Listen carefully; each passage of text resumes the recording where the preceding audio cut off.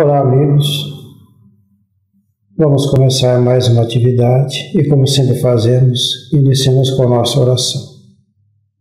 Então vamos, primeiramente, lembrar de Deus, nosso Pai, que é o Senhor e Criador, e agradecendo por mais um momento, por mais uma vez estarmos nós reunidos, buscando novos caminhos, novos aprendizados. Pedimos o concurso dos bondosos amigos para que possamos melhor entender as lições de hoje. Que a paz e o amor do Mestre envolva todos nós. Estamos continuando o estudo do livro da Teresinha, conversando com os espíritos na reunião mediúnica. Agora nós vamos para o capítulo 8 da segunda parte, que é Diálogo na Desobsessão. Vamos lá. Obsessão é uma situação constrangedora e infeliz que Jesus e seus apóstolos, narra o Evangelho, conseguiam desfazer, afastando obsessores e libertando obsidiados. Seguindo esse mestre sublime de espiritualidade, os espíritas também procuram socorrer e amparar vítimas e algozes enredados nas malhas da obsessão. Passes e outros recursos magnéticos dispensam fluidos perniciosos em que o obsediado fica envolto, impregnado, mas nem sempre isso basta para que ele se liberte de seu obsessor. Mais uma vez, a gente segue o Mestre Jesus, que ele liberou várias pessoas de obsessores, Um dos casos mais evidentes é daquele endemoniado gadareno, onde Jesus retira os obsessores, E, obviamente, adulto, mas joga numa vara de porcos, os porcos se precipitam lá, abismo abaixo e tal. Mas o importante é que Jesus tinha consciência das obsessões e conseguia fazer com que esses obsessores deixassem os seus obsediados. Por isso que a gente fala, a doutrina kardecista, ela é cristã. A gente segue o que o mestre também fazia e nos diz como fazer. Aqui na aula de hoje, no estudo de hoje, nós vamos justamente olhar quais seriam os procedimentos convenientes para que isso se concretize. Na aula anterior nós vimos obsessores, mas vimos as características dos obsessores. Quem são, o que fazem, por que são obsessores, além de maus, qual a diferença de maus e obsessores, etc. Aqui, já entrando no diálogo propriamente dito, a gente vai tratar de como se dirigir a esses espíritos e como é que normalmente eles se apresentam nas reuniões espíritas e quais seriam então as nossas posturas desejáveis para que isso aconteça da melhor forma possível. Não se pode também combater a influência dos maus espíritos moralizando-os? Sim, mas é o que não se faz e é o que não se deve depurar de fazer. Porquanto, muitas vezes isso constitui uma tarefa que vos é dada e que deveis desempenhar caridosa e religiosamente. Por meio de sábios conselhos, é possível induzi-los ao arrependimento e apressar-lhes o progresso. Livro dos Espíritos, Livro dos Médiuns, capítulos 23, da Desobsessão, itens 254, quinta pergunta. Para desobsidiar é preciso, como diz Kardec, atuar sobre o ser inteligente. O diálogo permitirá, com instruções habilmente ministradas, dar a esse espírito perverso a educação moral, ou seja, fazer despontar nele o arrependimento e o desejo do bem, levando-o a renunciar aos seus maus propósitos. Aqui então, o que a gente está falando sobre como se dirigir ao espírito. E a pergunta é, será que a gente vai resolver um problema de obsessão fazendo com que aquele obsessor seja retirado violentamente dali? Será que é isso que a gente quer? Então a pergunta é fácil, mas a gente não teria uma outra maneira de fazer isso, além de simplesmente retirá-lo? Ou seja, colocar novos valores nessa entidade, ele chama de ser inteligente, para que ele reavalie suas posturas. Então, em relação ao espírito obsessor, nos é dado a fazer é alterar as suas posturas comportamentais de ser inteligente que é. Isso vai fazer como? Através do diálogo. Não é simplesmente que um está obsediando, então você sai daí, sai fora, vai para lá, para cá, ou seja, qualquer coisa, e não tem conversa. Porque ali nós temos uma inteligência se manifestando. E deve ter seus motivos, certos ou errados, e tem seus motivos. Esses motivos deverão ser discutidos. Mesmo porque tirar a pessoa à força, você vai criar um outro incidente pior, às vezes pior do que já está ocorrendo. Sem dúvida, porque a pessoa pode ficar com mais raiva ainda. Exatamente. E depois, quando estiver libertado desse lugar, vai com mais violência. Mais ainda, violência, né? Exatamente. Seguimos? A ação desobsessiva requer também a orientação ao encarnado, que precisa modificar para melhorar os seus pensamentos e atos, a fim de não mais ensejar a ação do obsessor. Não há obsessão sem obsessor que resista, quando o assédio faz esforço sincero de sua reforma íntima e se dedica ao trabalho do bem. Atuando assim, sobre ambos, o obsessor e o obsidiado, assegura Kardec, pode-se então ter grata satisfação de libertar um encarnado e de converter o espírito imperfeito. Nesse caso que a gente sempre diz, né? A obsessão não é gratuita, nunca. O espírito que está ali obsediando, com todas suas mazelas, não é? Ele não simplesmente escolheu e falou assim, vou obsediar aquele, no caso da obsessão clássica, né? Ele está ali porque tem algum tipo de relação entre aquelas duas almas. Um vínculo que está prendendo, na realidade são vínculos ruins, de alguma coisa que foi feita nessa ou noutra encarnação, que trouxe aquela entidade para junto daquela pessoa, buscando a vingança de alguma maneira. Agora, o espírito, a entidade, ela sempre tem a sua frequência mental no máximo. Ela não consegue alterar aquela frequência mental dele, né? A pessoa humana, encarnada, eles também são humanos, mas encarnados, ele tem como proteção, ele consegue alterar as suas frequências, pensando no bem ou pensando no mal, ele sobe e desce. Ora, se a entidade está no seu máximo de frequência, e se o ser encarnado consegue sair dessas frequências e abaixar, se ele está na mesma frequência que a entidade, que é uma frequência baixa, logo ele também tem culpa. Com certeza. Daí se falar na reforma íntima, que não basta tirar o obsessor. Jesus, certa feita, disse, olha, eu tirei esses obsessores, né? Eram 7 espíritos maus, aquela coisa que diz o Evangelho, mas você vai e muda os seus comportamentos, porque senão no lugar de um, vai vir 10, 7, outros 10, outros 7, né? 7 espíritos. Por quê? Porque a janela está arrombada, a casa não se refez, né? Entra um ladrão na sua casa, por um tal lugar, você deixa do mesmo jeito, vai entrar de novo, mais até. Então é disso que Jesus fala, é disso que trata esse assunto aqui. Ou seja, há um tratamento sobre a entidade e sobre o obsediado, para que ele mude seus comportamentos, porque uma vez que ele muda o seu comportamento, e diz aqui, não há obsessão que resista. Mas como ele está sob a influência do espírito descuido, há necessidade de ter cuidados para que ele tenha um tempo, um fôlego, para rever seus comportamentos também. Tanto o espírito quanto o encarnado. O encarnado também mudando a sua forma de agir, ele vai, logicamente, até ajudar o obsessor. Porque o obsessor vai perceber que, por que isso não acontece? Ele vai até chamar a atenção do obsessor por causa daquela atitude dele que melhorou, né? E que impediu que ele continuasse atuando. Às vezes, quando a gente conversa com o obsediado, ele costuma não gostar disso, né? Parece que ele sempre é vítima, que ele é o melhor do mundo e ninguém poderia ter feito aquilo, que ele é só uma vítima. Necessariamente não é isso que acontece. Necessariamente não é isso. Então, a gente tem que buscar essas questões também junto ao obsediado. Conversar com a entidade para que ela mude o seu comportamento e também conversar em instantes diversos com o obsediado, né? Com o obsessor, depois com o obsediado, para que ele também mude seus comportamentos. E aí ganhar-se-ão amigos e pessoas na direção do bem. Não fica tomando passe, tentando tirar, descarrego, essas coisas que o pessoal faz, não resolve. Tem que mudar o comportamento.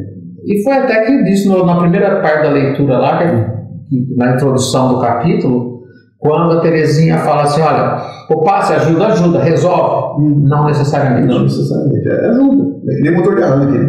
Ajuda a ligar o motor. Se você der continuidade, tudo bem. Se não der... A gente fala, você quer. Vamos andar de bicicleta, né? Você dá um empurrãozinho, o cara vai dar uma pedalada. Se ele parar de pedalar e for parando, ele vai cair. Ele precisa continuar pedalando e aumentando a velocidade, né? Então isso é o que a gente espera numa desobsessão. Tratar as duas partes, né? O passe eu vejo mais ou menos assim, você come uma determinada comida e te fez mal, então você toma um remédio X, alivia aquela sensação ruim. Então você vai fazer uma sequência, você não vai comer mais aquela comida. Ah não, mas eu quero continuar comendo, então você vai continuar sentindo mal. Então o cara toma o passe, ele sai bem, mas ele volta a fazer a mesma coisa. Quer dizer, então só deu um paliativo para resolver o problema imediato, e depois... Se continuar com a mesma postura, né, não adianta. E aí acho que só para encerrar esse comentário, né, essa assertiva do Kardec aqui é muito oportuna, né? Quando isso acontece, diz Kardec, pode-se então ter a grata satisfação de libertar o encarnado do obsessor e converter o espírito imperfeito. Você quebra esse vínculo. E aquele que é imperfeito, ele já começa a entrar no caminho da perfeição. Exatamente. Né? Então é isso que a gente pretende. Como pode um homem ter, a esse respeito, mais influência do que a tem os próprios espíritos? Os espíritos perversos se aproximam antes dos homens que eles procuram atormentar do que dos espíritos, dos quais se afastam o mais possível. Nessa aproximação dos humanos, quando encontram algum que o moralize, a princípio não escutam e até se riem dele. Depois, se aquele o sabe prender, acabam se deixando tocar. Os espíritos elevados, só em nome de Deus, lhes podem falar e isso os apavora. Então aqui está se dizendo o seguinte, que seria se perguntar, né? Tem um espírito aqui, por que ele já não, o espírito superior não foi lá, já não conversou, já converteu esse sujeito, já acabou com esse problema, né? Com essa influência, né? E aí Kardec esclarece lá no livro dos Médiuns, pergunta 254, né? Que não é bem assim. Porque os espíritos superiores estão num nível mental tão alto que é difícil essa ligação. Seria mesmo que, eu vou dar um exemplo, pode ser meio tosco, mas é o que eu vi na minha vida, uma parte da minha vida profissional, né? Quando eu trabalhei com construção civil uma época aí, e o conselho que nos dava os coordenadores da obra é assim, olha, você não fale com o servente de pedreiro, né? Ou nem com o pedreiro que está lá na obra, uma obra muito grande que tinha. Mas por quê? Quem tem que falar com o servente de pedreiro é o feitor de servente, depois o feitor de pedreiro. Por quê? Quando você chega, primeiro, a sua linguagem não é bem entendida. Você não consegue acioná-los adequadamente, porque você já tem uma outra postura. Né? Aqui eles falam a língua daquele que está lá embaixo. E eles não só o respeitam, como entendem exatamente o que está falando. Então eu queria trazer isso mais ou menos porque acontece aqui. Os espíritos de luz, eles têm uma postura, uma linguagem que assusta. E o cara se fecha. Ele não quer ver aquilo. Mas quando ele vem se aproxima de uma pessoa ou vai para o diálogo, nós estamos mais ou menos no nível parecido. Então fica menos difícil esse contato. Basicamente é isso que ele está dizendo até essa parte aqui, não é? Vai precisar de uma ponte, né? Vai precisar de alguém que subir o degrau, né? Exatamente. Subir o degrau para até chegar que ele consiga ser recolhido e já tem a base feita, não é? O homem indubitavelmente não dispõe de mais poder do que os espíritos superiores. Porém, sua linguagem se identifica melhor com a natureza daqueles outros e, ao verem o ascendente que o homem pode exercer sobre os espíritos inferiores, melhor compreende a solidariedade que existe entre o céu e a terra. De fato, quem trabalha no intercâmbio mediúnico acaba percebendo que alguns espíritos nos nos entendem e nós encarnados, mas sentem dificuldade de entender os espíritos superiores, porque não alcançam a faixa mental em que eles se comunicam, nem lhes compreende a linguagem de superior moralidade. É o que você acabou de falar, né? É exatamente isso, né? Então, faixas muito distantes, então não consegue ser atuado por essas faixas mentais. Ele também não entende. Ele não consegue estar no máximo dele, o máximo dele é muito longe daquilo ainda. Ele está muito ligado a questões materiais, né? Enquanto os espíritos superiores estão só na espiritualidade, lá olhando outras coisas. Não que não pudessem fazê-lo, até podem fazê-lo, mas com um custo energético muito alto. Mas se tem quem faz, por que eu vou fazer? Aquele faz, depois eu já pego mais para cima, né? Só por essa questão, né? Porque senão a gente ia ver dizer, lá para trás, quando não tinha mais o que fazer com os espíritos. Mas a hora que foi se estruturando as questões religiosas, em particular o espiritismo, essas questões foram facilitando o serviço e, portanto, conseguindo um atendimento maior. Na realidade, sempre existiu esse procedimento, mas é que alguns faziam de forma inconsciente, outros de forma, vamos dizer assim, sem saber exatamente qual era o objetivo principal da espiritualidade, mas aí com o tempo foi se aprendendo, como o Kardec fez todo esse estudo, né? E aí explicou-se melhor os processos que eles desenvolvem. É por isso que fala que o Kardec não inventou o espiritismo, ele é o codificador, ou seja, depois estruturou isso de modo que a gente entenda como faz, né? E não simplesmente que ele inventou uma coisa, ele simplesmente estruturou o que já acontecia, mas aí achou a melhor forma de fazê-lo, não é? Exatamente. A questão da autoridade moral. Pensam alguns que bastaria invocar o nome de Deus para que os espíritos maus se lhe submetessem. São Luís esclarece. O nome de Deus só tem influência sobre os espíritos imperfeitos quando proferido por quem possa, pelas suas virtudes, servir-se deles com autoridade. Pronunciado por quem nenhuma superioridade moral tenha em relação ao espírito é uma palavra como qualquer outra. É o livro dos médios que consta na pergunta 279. Voltemos ao final, no item 254 citado. Demais, o ascendente que o homem pode exercer sobre os espíritos está na razão da sua superioridade moral. Ele não domina os espíritos superiores, nem mesmo os que, sem serem superiores, são bons e benevolentes, mas podem dominar os que eles são inferiores em moralidade.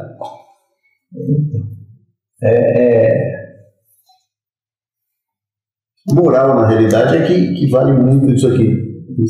Então, dizer o seguinte, de palavras, como estavam dizendo antes aqui, não, às vezes são canções para boi dormir, né? Falácias para falar com ouvidos, né?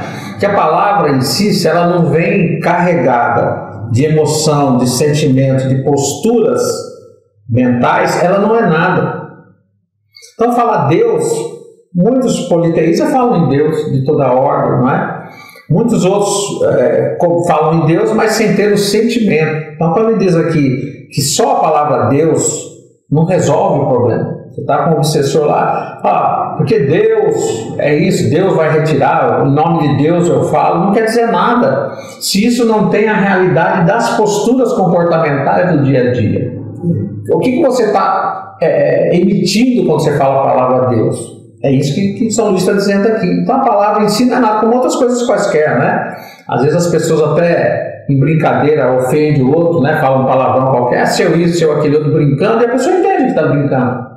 E outras vezes você fala de um outro sentido com a outra pessoa e ele se ofende. Exatamente. Aqui qual é a diferença? A diferença é a emoção que está sendo colocada ali. E nos trabalhos mediúnicos é muito importante que você dê o exemplo, porque você tem que vibrar naquilo que você está falando. Porque senão, ele fala, você não faz o que você está mandando fazer. Resumindo, não é qualquer um que possa trabalhar num grupo de desobsessão. Não é. Tem que ser muito coeso, bem estruturado. Uns tem que conhecer os outros mais profundamente possível. Não pode conhecer superficialmente. Sabe como cada um age, como cada um faz, como cada um anda, como cada um gosta. Senão fica complicado. A produção moral é muito importante, né? Num desses diálogos, se você não tiver realmente falando de suas experiências, você não consegue demover, consegue atingir ninguém, porque você só está falando, só está com falácias, e não adianta falar, senão, até mesmo porque tem muitos espíritos obsessores que são muito inteligentes, mas muito mais do que a gente possa imaginar. Então não adianta querer discutir em termos de quem é mais inteligente. Aliás, não tem discussão nenhuma, obsessor. Você precisa ter o exemplo. Exatamente. O dialogador tem que estar sempre a meta dele é sempre trazer o assunto para uma discussão lógica, demovendo ou tentando demover aquela entidade das suas emoções, para que ele olhe de um outro ponto de vista aquilo que ele está fazendo. Por mais que ele venha gritando, xingando, falando, fazendo gracinha, seja o que for, o dialogador tem que estar sempre focado. Meu papel aqui é saber qual o motivo central disso e não vai dispersar. Não vai dispersar, por mais que ele possa ser ofensivo, etc, etc. Exatamente. É por isso que, apesar de ainda imperfeitos, se já estamos desejosos de ajudar fraternalmente os nossos irmãos, temos, moralmente, ascendência sobre os espíritos que ainda se mantêm em disposição inferior, porque ainda não buscam o bem ou ainda desejam o mal. E podemos, com eles, falar no trabalho da desobsessão, procurando esclarecê-los e dissuadi-los da ação maléfica que estão exercendo. Admirável médium Ivone Pereira, em seu livro Luz do Consolador, narra edificantes episódios em que dialogou fraternalmente com espíritos obsessores, conseguindo dissuadi-los dos seus propósitos e encaminhando-os ao recomeço da vida espiritual. Agindo assim, ela diz que esses antigos obsessores, agora espíritos renovados, faz muitos amigos em laços de estima e confiança. Essa é a finalidade. Essa é a finalidade. Aí tem uma massa que a gente costuma comentar em preleções e tal, né? O único jeito de se acabar com o inimigo é transformá-lo em amigo. É o único jeito. Qualquer outra situação, você vai estar arrumando comprometimentos que em dado momento será cobrado. Então, para que a gente possa, diante de um obsessor, a gente tem que usar da delicadeza, da caridade, da lógica, da inteligência, da disciplina, da paciência, para que num dado momento a gente tenha a plena convicção que aquele ser é um ser inteligente, que ele vai mudar de postura, apesar de ainda nesse momento não ter trilhado o caminho do bem. E esse dialogador, que é o caso que nós estamos falando aqui, não é? Às vezes ele fala, mas eu fiz isso, aquilo, outro, em tempos atrasados. Não importa muito isso. Qual é a sua postura hoje? Você tem esforço na direção do bem? Então é disso que trata o assunto. Você está se esforçando, está buscando a mudança, então você tem condições de ascendência moral sobre aquele que ainda não está buscando o bem. Ainda continua desejando mal. Exatamente, a tentativa já é uma forma de... Porque a gente sempre diz assim, né? Tem alguma coisa que eu ainda não enxergo. Quando eu começo a enxergar essa coisa, então eu começo a ser mais atento aos detalhes daquilo que está acontecendo. Né? Por exemplo, eu sempre entre uma frase e outra eu falo então, por exemplo. E aí eu não me apercebo, porque é uma rotina falar isso. Mas alguém fala, você está falando muito então entre uma frase e outra, embora seja um conectivo lógico, né? Mas às vezes fica ruim para quem está ouvindo. A partir do momento que você tem esse feedback, você começa a se policiar, você começa a enxergar aquilo. Nossa, estou falando mesmo. No primeiro momento é difícil, mas no segundo momento, depois que eu começo a observar, antes de falar eu já começo a retirar, e chegará o tempo em que eu não falarei mais e nem estou pensando mais naquilo. É disso que ele está dizendo aqui. As pessoas que já estão se esforçando no caminho do bem, ele já consegue enxergar algumas questões do bem. E essa entidade não enxergou nada ainda. Então, a necessidade que se coloque isso para que ele comece a repensar, a reformular ideias e procedimentos. Ao dialogador com os obsessores, compreendamos: o obsessor não deve ser amarrado à força ou expulso. Quais serão as razões de sua revolta ao ódio?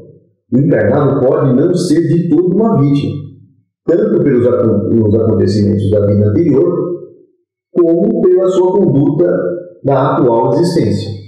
Esse obsessor não deve ser amarrado, não é amarrado, é arrancado. Então foi liberado. Perdão, arrancado? O obsessor não deve ser arrancado à força. Ou expulso. E aí eu falei amarrado, porque quando nós estamos falando como dialogador, estando nós numa reunião mediúnica, e o obsessor vem amarrado, não somos nós aqui encarnados que amarramos. Mas, na verdade, com certeza amarrou de alguma forma, trouxe, mas quando chega ali, a gente vai conversando, as amarras vão se desfazendo, para ele ficar mais livre e a gente ganhar um pouco de confiança. Mas vamos ver esse lance do arrancado. Arrancado é ser tirado, ser expulso, né, do obsidiado aí, à força também, porque... Não tem condição, né? Porque você vai arrumar outra encrenca, uma situação pior, né? Você vai tirar, a pessoa se acha no direito de obsidiar, e aí você tira o direito que ele acha que tem, aí você imagina. Aí há casos que levam à morte, dependendo do grau de obsessão. Se você tirar o obsessor uma vez, ele morre. Simbiose que existe. Eu esqueci o nome do livro aqui, do Hermínio Miranda. Diálogo com a Sombra? Diálogo tem obsessão e... É um outro livro, não é só Diálogo com a Sombra, não. É um outro, obsessão, não sei das contas lá. Ele diz isso aí, se você arrancar de uma vez na entidade que está como obsessor que está como obsidiado, se tirar de uma vez, o obsidiado morre. Tem uns casos bonitos aquele que ele dá. Para frente, talvez iremos comentar. Esse caso aqui é porque, mas antigamente não existe hoje, seguramente, em algumas casas espíritas, né? Quando se tinha um processo obsessivo e ia para uma reunião mediúnica, ali pela década de 50, ali, por ali, né, 60, aí o dialogador pedia às equipes espirituais e falava assim: que essa entidade seja amarrada, arrancada, levada para a escola de doutrina, que essa entidade seja amarrada, arrancada e jogada no fundo do mar para nunca mais sair de lá, e coisas do tipo, né? Que era um entendimento de época, né? A gente está contextualizando por isso, né? Nos dias de hoje, tá bom, você jogou lá no fundo do mar, tapou lá, e o que vai fazer com essa entidade? Vai ficar lá o resto da vida? Toda a eternidade? Mandou para a escola de doutrina, tá, chega lá e não presta atenção, não faz nada, que adianta? Não adianta nada. Se ele está aqui, é porque ele está ali por uma palavra, ele está aqui para ouvir alguma coisa, para a gente começar a fazer o trabalho, para aliviar o trabalho dos espíritos superiores. Tem muitas outras coisas a fazer. Como eles nos estão mais próximos de nós do que dos superiores, a gente vai dar condições para que ele vá para essas escolas do mundo espiritual e possa lá então rever seus procedimentos, mas ele precisa ter um nível mínimo, né? Eu não posso pegar uma criança que não sabe falar e colocar na quinta série. Ou vou fazer uma aula de física para você agora. Não adianta nada, né? Então é disso que ele está trazendo aqui, né? E além do que, já vimos comentado antes, né? Parece que o obsessor é o algoz e a vítima é uma coitadinha, um cordeirinho que está ali. Nem sempre é isso. E normalmente não é isso, né? Normalmente não é isso. Por isso que anteriormente falou, cuida-se dos dois, para poder demover os dois da mesma ideia. Como o Arlindo falou, por exemplo, a gente acostuma com tudo, acostuma até com dor. Se eu tenho uma dorzinha, quando não tem a dor, ela sabe, como assim não tem a dor? Ela vai achar essa dor no canto, né? A obsessão é a mesma coisa. Ficou tanto tempo obsediado com aqueles procedimentos, aqueles sentimentos, tá? Quando tira de uma vez, você não sabe o que fazer. Se torna parte da pessoa. A própria pessoa pode até entrar em enfermidades e vir a sucumbir, a morrer, não é? Por causa disso. Então essas coisas todas é um processo. Foi um processo que iniciou-se em dado momento. Então foi uma curvatura e deve ser uma curvatura para sair, tanto de um quanto de outro. Para que esses dois então sigam seus caminhos e tornem-se trabalhadores do bem. É o caso aqui desse primeiro item aí. Rispidez, autoritarismo, severidade não ajudarão o nosso entendimento como obsessor. Para enternecê-lo e captar-lhe a confiança, nossa linguagem tem que ser sincera e fraternal. Advertência amiga e, quando necessário, a energia, mas, de modo geral, o conforto, o estímulo e a consolação. De novo, né? Então essa aqui é a meta. Qual é a meta? Nós sabemos que ele está no caminho errado, que a gente precisa demovê-lo daquelas ideias. Agora, se você for se impor como a maior das autoridades, ele vai se fechar. Né? Arrumar encrenca com você. Pode. E na realidade vai se fechar de tal forma que aí vai ficar pior ainda, se uma outra oportunidade estiver se apresentando, ele já vai com um pé atrás. Né? Porque tudo que você falar, ele já não vai tomar como verdade. É a gente mesmo, a gente está falando de entidade, a gente mesmo. Se alguém vem impondo alguma coisa, você fala, mas como assim? Só porque eles querem? Só porque eu quero? Vai ser assim, papai? Qual é o seu primeiro posicionamento mental? Esse cara não quer nem ouvir. Eu vou ouvir porque se eu tiver que ouvir, né, mas vai entrar por aqui e sair por aqui. Diferentemente daquela pessoa que chega fraternalmente, vai te explicar o que tem que ser feito, por que tem que ser feito, quais as condições que ele deseja que seja feito. E ele ganha sua confiança porque ele entende suas limitações. Ele entende suas limitações. Qual é o seu problema? Então você vai captando melhor as ideias, vai entendendo que quando tiver algum problema, recorre àquele, vou aquele lá, porque aquele lá, não vou naquele outro, porque ele vai me xingar, mandar plantar favas, aquela coisa toda, né? Então é disso que está dizendo aqui. A rispidez, a autoridade e a severidade não ajudarão, porque o obsessor é um espírito, é uma pessoa muito machucada. Tem um ditado que diz assim: se você usar educação e diplomacia, dependendo da situação, você pode mandar a pessoa para onde ela for, que ela vai. Ela vai com prazer. E com prazer, gente. Achando que é a melhor coisa. Exatamente. Agora, depende do jeito que você fala, né? Do jeito que você se você vem e já envolve a pessoa. Se você já quiser dar uma de dono da verdade, você pode esquecer que... Então, vamos lembrar só uma coisa. Nós estamos falando de obsessor, parece que ele é uma pessoa assim, muito malvada. Ele está num momento de dor muito grande, mas porque ele sofreu certas atitudes pelo obsidiado que o machucaram muito, como ele falou. Ele está muito machucado, mas muito machucado. Mas quem o feriu foi o obsidiado. Então, uma grande maioria das coisas, por que você está agindo assim? Porque ele me maltratou, ele entrou na minha casa, ele matou todo mundo, ele fez isso, fez aquilo, ele me obrigou a ver, coisa e tal. Então, depois que ele desencarnou, aquele ódio dele foi aumentando, porque lá do outro lado o sentimento ele se transforma num só, é puro ódio. Então, ele vai buscar lá o agressor dele quando estava encarnado os dois. Aí o coitadinho que está aqui, entre aspas, coitadinho, mas ele não sabe o que ele fez. Então, há necessidade de se apaziguar os dois. Tanto um que já sofreu, continua sofrendo, e o outro que está aqui encarnado, ele tem que começar a mudar também suas atitudes, suas maneiras de agir, de pensar. E às vezes já mudou, ele está no caminho, como ele falou. Se você está no lamaçal, você percebe, mas quando o cara sai do lamaçal, ele vai largando o rastro dele. Pô, esse cara já saiu do lamaçal, está sujo ainda, mas ele já saiu do lamaçal. A gente percebe pelo rastro que ele deixa, pela conduta, né, que ele vai tomando. Então, precisamos observar muito bem isso. Então, nós temos que realmente tratar com amor e carinho o obsidiado, porque ele já sofreu muito e ainda continua sofrendo. E vai sofrer mais um pouco, porque... E o obsessor também, né? Você vai ter que tratar os dois de uma forma muito carinhosa e compreensiva, porque você não sabe o que aconteceu literalmente para ter esse vínculo todo. E cada caso de obsessor que a gente atende no Reino Júnior, dá para escrever um livro. Tem vários casos que nós já passamos, nós já vivenciamos, dá para escrever por cada caso. E aqui, vamos deixar claro que esses dois índices foram tratados agora, né, não ser arrancado à força ou expulso, né? A gente trata em todos os diálogos assim. Aqui está tratando mais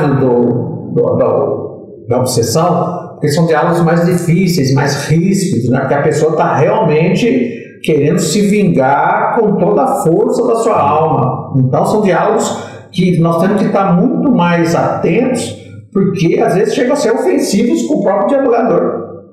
Né? Embora isso não tenha nada a ver com aquilo em tese, mas se você está tentando intimidá-lo para sair daquela vingança, ele pode se revoltar contra você. Então por isso que foi colocado aqui, mas tanto um quanto o outro item que foram tratados ainda agora, a gente coloca em qualquer tipo de diálogo. E aqui com mais força ainda, com mais certeza, não é?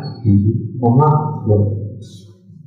Procuremos tirá-los da ideia fixa de vingança, ódio e destruição. Mostremos que estamos interessados em que não venham sofrer depois pelas consequências de maus atos. Mostremos que a lei divina se encarrega de ensinar e corrigir.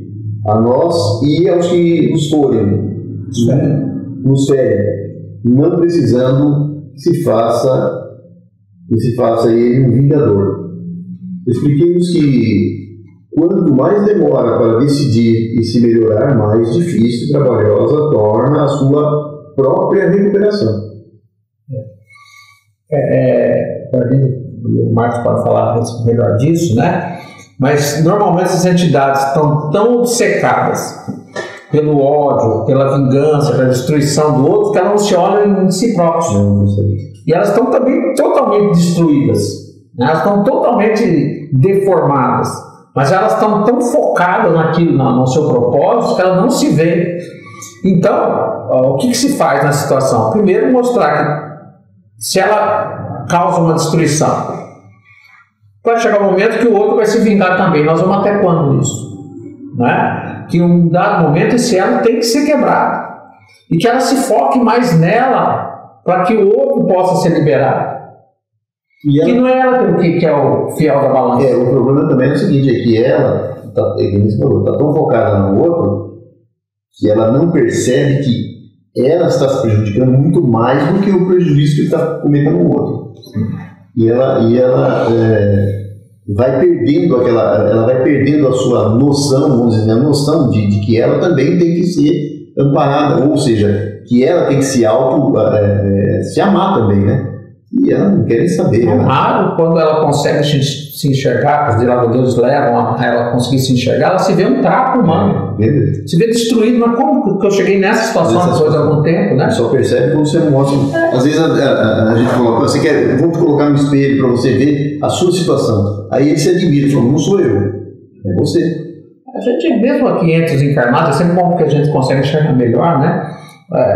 O ódio faz parte das paixões, né? Tanto faz gostar ou desgostar, é chamado paixão. Paixão significa sofrimento, né? Não, a palavra. A pessoa que está apaixonada ou que está com ódio mortal de alguém, a pessoa não se alimenta. A pessoa não consegue pensar em outra coisa. A pessoa perde emprego. A pessoa perde o foco em tudo porque ela está só focada naquilo. E a vida dela vira um lixo. Né? Aqui encarnado.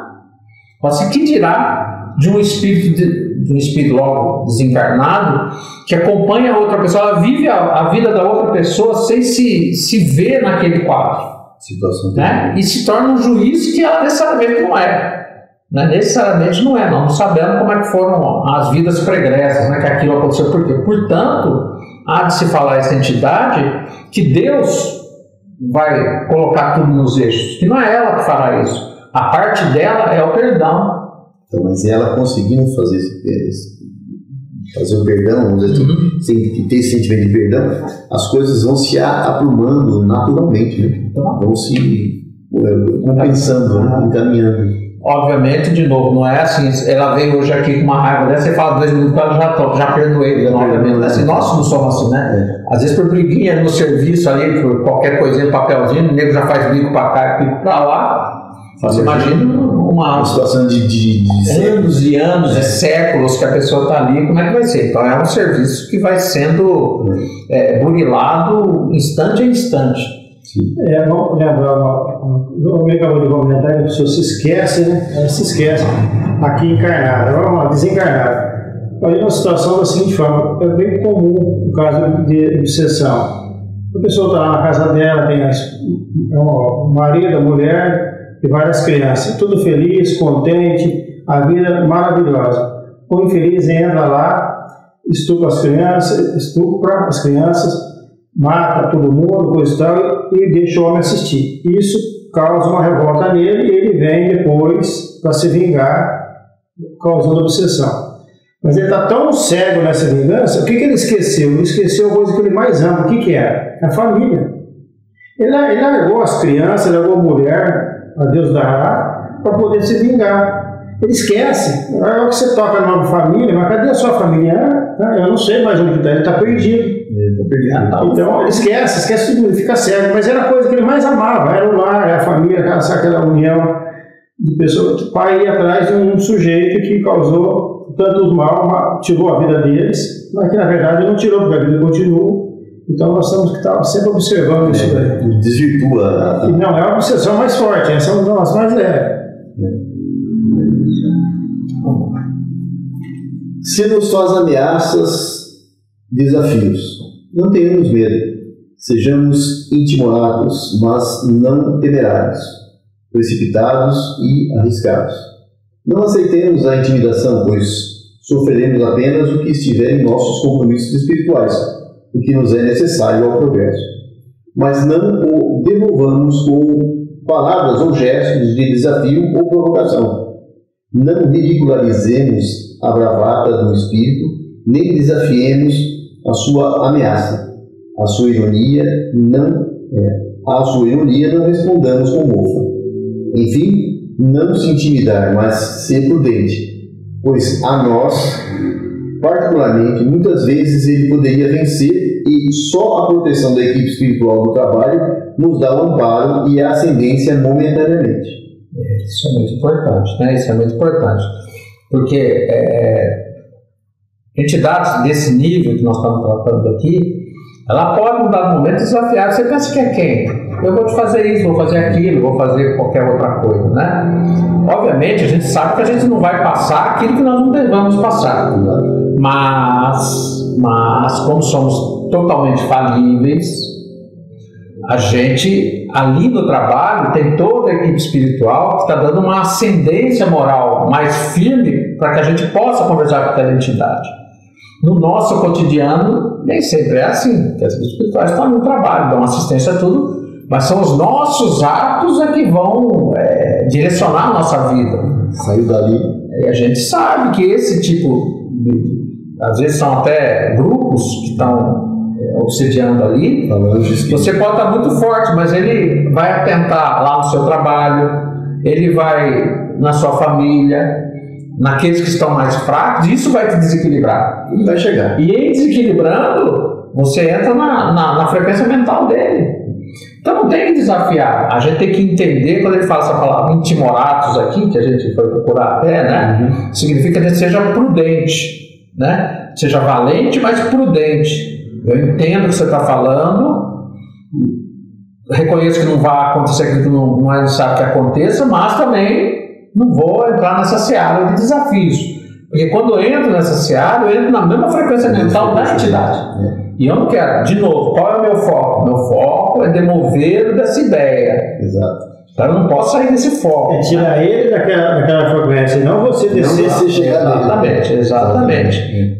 Eu vi uma conversa hoje na televisão, que os gente falava exatamente, olha, certo político, ele levou um monte de pessoas, e a gente achava que essas pessoas que iam tirá-lo dessa ideia fixa que está levando a certos problemas, e ao contrário, ele foi mais forte e levou todo mundo junto com ele, né?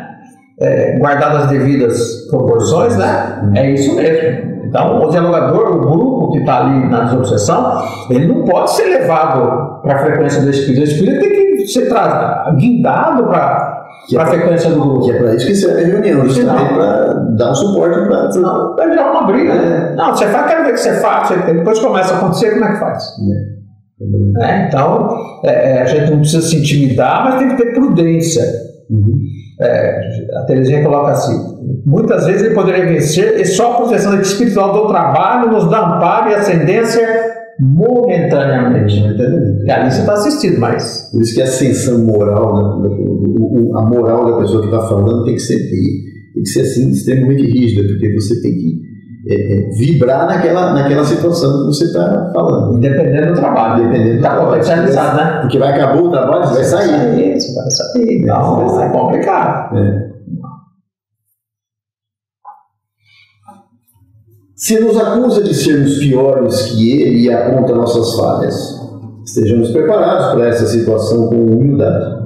O Espírito, ele nos observa e pode nos informar de nossas falhas, as atuais e as do nosso passado. Se não somos espíritos redimidos e ele, no réprobo, enredado em seus crimes, também não adianta queremos exibir virtudes que não possuímos ainda, mas o julgamento correto será pelos nossos esforços e não pelos resultados já obtidos. Se tivermos paciência e tolerância, ele acabará por admitir que, mesmo ainda não tendo alcançado os estágios superiores da evolução, somos alguém que quer mesmo ser cristão e amigo, e que nossa intenção é legítima, digno o esforço que desenvolvemos e nos respeitará por isso. Essa aí é outra questão que sempre a gente vê também, né? Ou no meio do diálogo, ou no começo, ou no meio, a entidade se igual, e você pensa que é quem? Pensa que eu não sei o que você está fazendo? Você fez isso, aquilo, aquele outro. Muitas vezes essas entidades, elas parecem muitas vezes seguidas no mesmo trabalho. Então você conversou, tal, aí ele volta no outro, aí vai, esse cara está se achando. Aí ele vai lá e começa a perquerir você, ver onde você anda, o que você faz. Aí fala assim, e tal coisa? E aquela situação assim assada, hein? O que você fez? Eu que sou ruim, isso é o quê? Você está querendo me dar lição de moral? Se você não tem moral para isso, né? Então, o que a Terezinha recomenda aqui?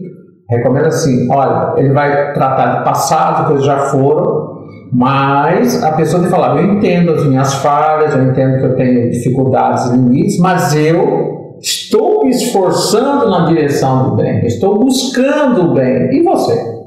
Nós não somos perfeitos, por isso nós estamos aqui aprendendo. Não, mas eu já consigo enxergar alguma coisa. Eu falho ainda, às vezes eu caio em algumas questões do cotidiano, mas eu tento me redimir o mais rápido possível. A gente quebra essa forma de agir dele, dizendo, não, você tem toda a razão. Você tem toda a razão. Mas eu estou tentando mudar em você. Nós podemos contar com você na mesma situação. Você dá razão para ele, porque realmente é isso, porque nós estamos encarnados justamente para aprender, né? Para ultrapassar algumas situações que nós criamos, né? Nós mesmos criamos. Então, temos que aprender. Então, sinto muito, mas eu estou no caminho, né? Todos nós no mesmo caminho. Como diz aqui no finzinho a Terezinha, né? Mostrar para ele que nós temos, é legítima a nossa intenção de querer ver o bem dele. Não estamos aqui para querer o mal dele, mas o bem dele, entendendo as questões, as relações que tem entre ele e o obsediado. Sim. Mas que isso não vai resolver.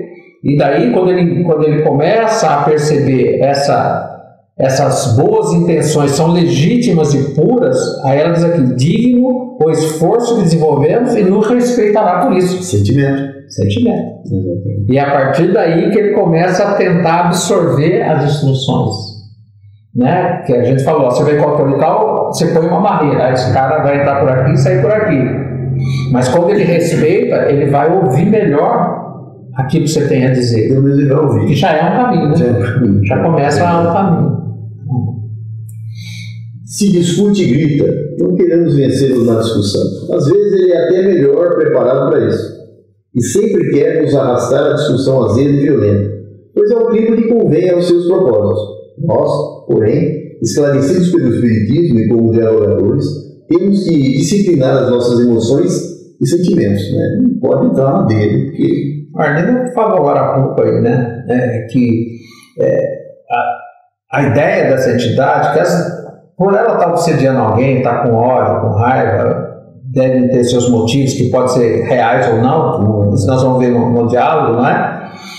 Mas eles não são necessariamente pessoas brutas, ogros, né? São às vezes pessoas muito inteligentes, muito desenvolvidas na retórica, muito desenvolvidas no argumento, sabem o que fazem, sabem o que estão falando. E qual é a ideia dela? É trazer o dialogador para a seara que ela conhece, que é para a violência, para o embate, para chegar... Desequilibrar. Daí entra o que ele está falando de sentimentos, que a gente pode tratar como frequência mental. Entrar dentro da frequência mental dele. E aí o que aconteceu? Ao invés da gente arrastá-lo, ou guindá-lo para a nossa frequência, a gente foi guindado para a frequência dele. Aí vira uma discussão de porta de cadeia lá, né? Todo mundo brigando e não sabe. Então não é essa a questão. Por isso a disciplina, a paciência, e às vezes essa entidade nos ofende mesmo. Ofende nos seus valores mais principais que você tem dentro de si, e você faz o quê? Né? Se você não tiver equilíbrio suficiente, você perde a boa. E pronto, ele conseguiu equilíbrio. Se ele te desequilibrar, um abraço, acabou a conversa. Nesse momento, quem é o doente é ele, não você não pode se colocar. Exatamente. E ele vai tentar, e se não em um e outro diálogo, mas diz a Teresa, como dialogador, temos de disciplinar nossas emoções e sentimentos naquela questão que está sendo colocada ali. Você não tem é que ajudar, foco e ajuda dele. É isso que eu vou fazer. Ele vai falar um monte de coisa, vai entrar por aqui, sair por aqui, eu continuo tentando. Fraternidade, caridade, etc, etc. Né? Continuamos. Encaminhamos a conversa para o ponto real. O espírito procura negatear e não entra no seu campo pessoal, pois pode revelar um fulcro, o centro de seus problemas. Sem forçar, procuremos levar a conversação para esse campo dele. Porque quando a entidade vem, ela vem dizendo que o outro fez isso, fez aquele outro, porque o cara não presta, a pessoa não presta, vai falar de tudo, né? Exatamente. Agora, e ele? Quem é ele? O que ele tem de valores dentro de si? Por que ele chegou a essa condição? E ele vai tentar sempre fugir desse diálogo. O dialogador já experiente, ele vai tentar levá-lo a repensar os seus valores. O que é que você está fazendo? O que te machuca? Por que te machuca? Você acha que esse é o caminho? E geralmente o que machuca, ele não quer enxergar, ele não quer admitir, ele não quer apresentar isso. Ele sempre vai jogar a situação para o outro. Ele sempre vai. Agora, para ele ficar camuflado. Vai mostrar suas fraquezas, né? Porque a hora que você toca na fraqueza dele, ele vai começar a desmontar. Então, o dialogador ele vai tentar, embora essa entidade esteja levando para um campo da condenação do terceiro, que é o obsediado, o dialogador vai levar o assunto para dentro dele mesmo, né? Para os seus sonhos, o que aconteceu, como é que a gente retoma esse sonho, e vai colocar um outro caminho de novo, colocar uma outra semente para frutificar mais ali na frente. Mas quem é ele? Olha a sua condição, o que está acontecendo. Algumas entidades se manifestam e recebem desse obsediado um ato, né, praticado, e ele deixa isso marcado no coração e ele começa a ser o obsessor dele posteriormente. Mas geralmente isso aí é uma consequência daquilo que ele já tinha feito anteriormente. E aí quando você mostra, claro, isso aí que é consequência daquilo que você fez, sabe? A pessoa começa quer dizer, você se vinga, ele se vinga, você se vinga, ele se vinga. Vai ficar um círculo vicioso que vocês não vão sair disso nunca. Então, às vezes, você mostrando essa parte de que nem sempre o obsidiado é o culpado, ou nem sempre o obsessor é o culpado. Você mostrando as realidades dele, que o plano espiritual faz isso com uma presteza fantástica, apresentando exatamente quais são os resultados dos atos praticados por eles às vezes acordam com mais rapidez. Né? Aí é que se diz, né? Que você está num círculo vicioso de, às vezes, várias encarnações e tem que se tornar esse círculo vicioso num círculo virtuoso, em que não mais a vingança, mas o bem comece a rodar entre eles, né? Esse é o foco, esse é a meta, esse é o fulcro, como diz aqui a Teresinha, o centro das atenções do dialogador nesse caso em particular. Exatamente. Vamos lá. Agora tem uma coisa interessante, que aqui ele se propõe acordo, pacto ou barganha. Simplesmente não os aceitamos, sem nos indignarmos, acusar ou agredir. Podemos sugerir que fale com os nossos superiores, os dirigentes espirituais do trabalho, para que eles decidam. Geralmente nos dizem, eles são como vocês. Quer dizer, eles não concordam. Não tentemos enrolar o espírito com propostas ou promessas. Ele pode tentar nos enganar, pois está perturbado, desequilibrado, mas nós não. Não temos de demonstrar métodos melhores de relacionamento e conduta. Isso aqui também quando o espírito nota que ele está perdendo alguma coisa, ou que ele quer dar uma embromada no assunto, ele oferece vantagem. Nossa, é a tal da corrupção, né? É a tal da corrupção. Ele vai oferecer alguma coisa que ele pensa que é do seu interesse, para ele poder trazê-lo para si. Porque nada é de graça. Se ele vai dar alguma coisa, ele vai cobrar num dado momento. Né? Então, a gente, estando nessa condição do diálogo, fala, não podemos, como diz aqui, nos indignarmos com isso. Faz parte do processo do argumento. Ele está argumentando com a arma que ele tem. Mas quem é o consciente ali é o dialogador. Sim. E ele não vai aceitar, mas não precisa ser ríspido, não precisa ser grosseiro, nada. Por exemplo, esse exemplo que a Terezinha disse aqui, é bom, né? Olha, faz o seguinte, eu não posso decidir isso, mas tem aí os nossos dirigentes, ofereça a eles. Para ver se eles aceitarem, tudo bem. Né? Aí já é um problema deles. Normalmente... você sai da situação, coloca o plano espiritual na conversa e vamos. Então... Aí, como diz a Teresa, eles dizem assim, eles são como vocês, ou seja, não concordo. Pois é, então eu também não vou fazer isso. Vamos tentar outro tipo de coisa agora. Não podemos fazer a mesma coisa com o cara, né? Exatamente. Vai oferecer coisa aí, não, você vai ficar bem, não sei o que, se você fizer isso, aquilo, aquele outro. Não tem condição de oferecer nada. Nós temos condições de indicar caminho.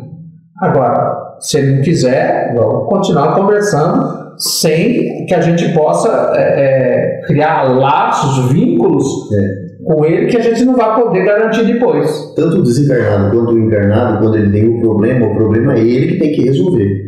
Ele que tem que sair, é ele que tem que dar os passos para melhor. Né? A gente só pode falar, para mim é esse, para mim é aquele, mas o problema é aquela história do sapato. Né? Tá doendo? Tá, deixa eu ver, dói mesmo, mas o sapato é esse. A empatia. Por isso que a Terezinha é muito feliz nessa último parágrafo. Ela diz que não tentemos enrolar os espíritos com propostas ou promessas. Nós. Ele pode tentar nos enganar, pois está perturbado e desequilibrado. Nós sabemos que está perturbado e desequilibrado. Nós não. Temos de demonstrar métodos melhores de relacionamento e conduta. É na fala, é no argumento, é no sentimento. Né? Então, se procura ficar falando o tempo todo, age assim porque quer fugir de ouvir, pois se nos ouvisse poderia ser por nós influenciados para o bem, enquanto fala quer nos influenciar para o mal, procurando abalar a nossa confiança e desanimar-nos. Insistamos, façamos-nos ouvir com firmeza, lógica e amor, e provavelmente preponderaremos sobre ele. Esse é outro caso que às vezes a gente já falou em outras oportunidades que quando se vai iniciar um diálogo é bom ouvir, né? A gente saber que condição é aquela. Agora, quem vai dominar o assunto não pode ser a entidade. Ela vai contar, vai falar. Esse tipo de entidade ele vai vir e não vai dar chance de falar. Vai chegar num dado momento que o diálogo vai falar, eu já entendi seu caso, você já falou, agora você me permita falar.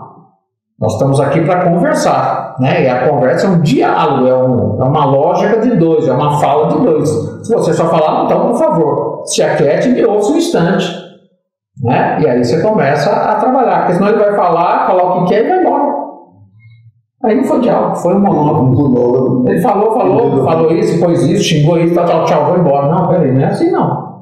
Se ele está ali é para ouvir. Obviamente o dialogador precisa se inteirar dos fatos, né? Se bem que tem algumas situações onde o espírito vem e fala, você tem consciência de que ele está falando e a espiritualidade está agindo, né? Enquanto fala, e aí dá uma parada e aí você entra na situação. Mas geralmente ele fala mais, é como se fosse um desabafo, vamos dizer assim. No caso da desobsessão, ele está se protegendo, né? No caso eu falo, eu vou falar, o cara vai ficar ali, eu vou... Exatamente. Ele falou de mim, né? Exatamente. Eu saio de foco, né? Eu não vou falar sobre o outro, do não sei quem... Mas eu mesmo como foco não. Exatamente. Aí nós temos que trazer para o centro da conversa. Sempre. Vamos seguir. Se tenta envolver outros do grupo. Não deixe que atraia o grupo todo para a conversa. Usará perguntas, gracejos, fazer rir, gestos. Nem que envolva maioritariamente as pessoas. Procurará tocá-las. Alerte sobre isso aos participantes. Isso é importante. Daí o Arlindo chamou a atenção para pouco. Para a unidade do grupo, né? Qual é o nosso interesse nesse grupo? O que nós estamos fazendo aqui?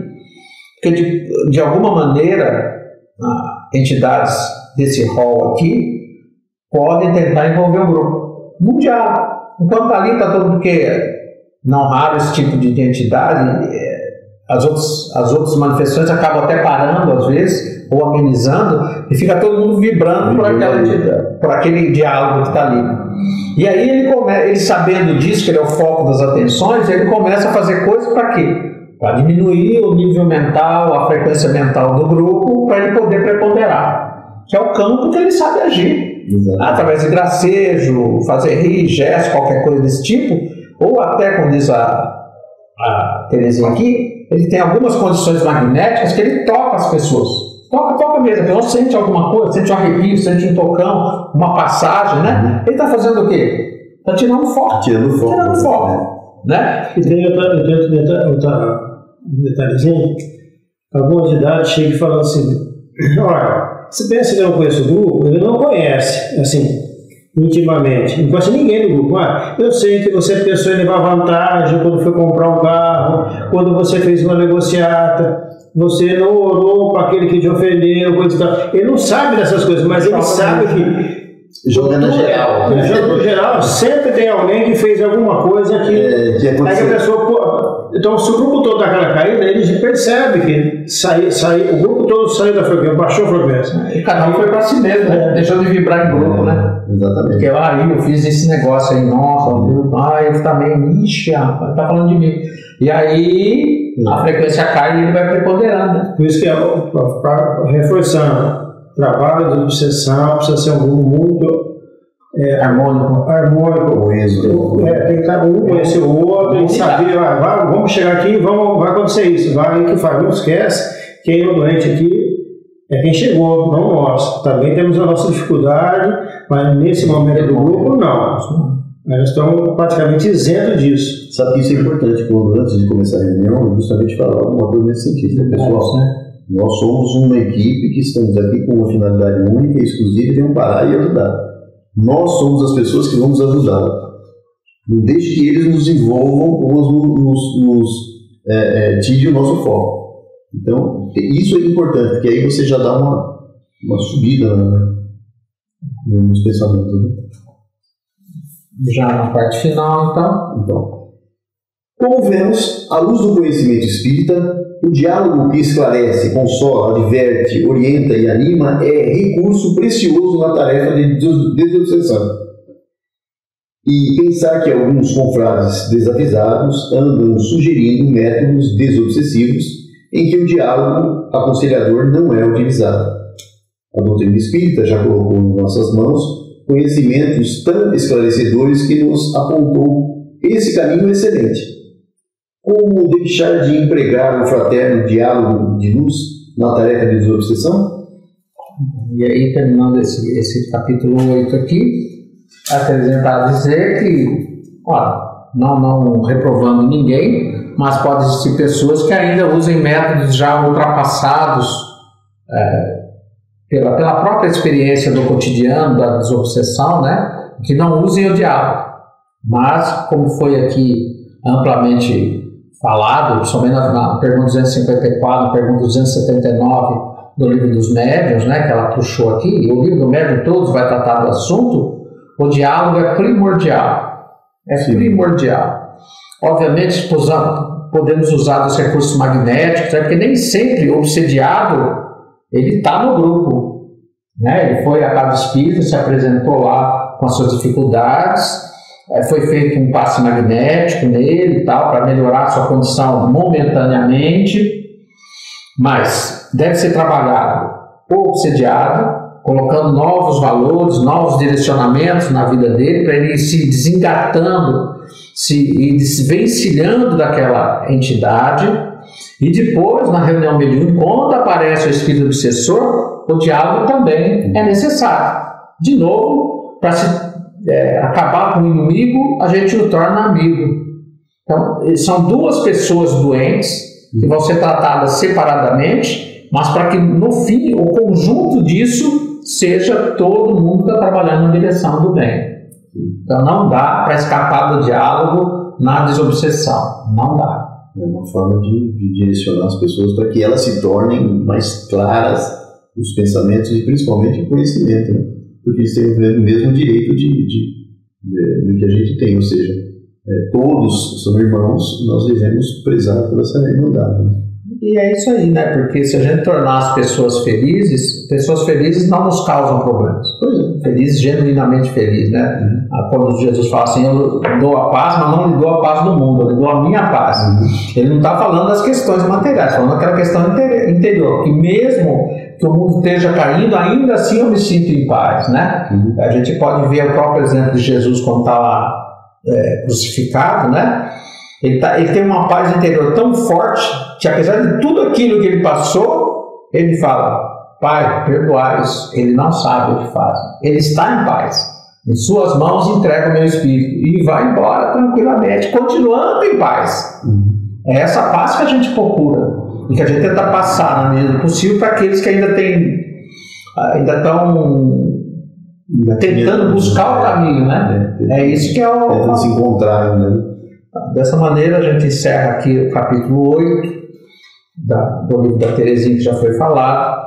Na próxima intervenção nossa, capítulo 9, que vai tratar de algum tipo de entidade, como pretos velhos, índios e caboclos, que podem aparecer, como tratar com essas entidades. Obrigado pela atenção. Até a próxima semana.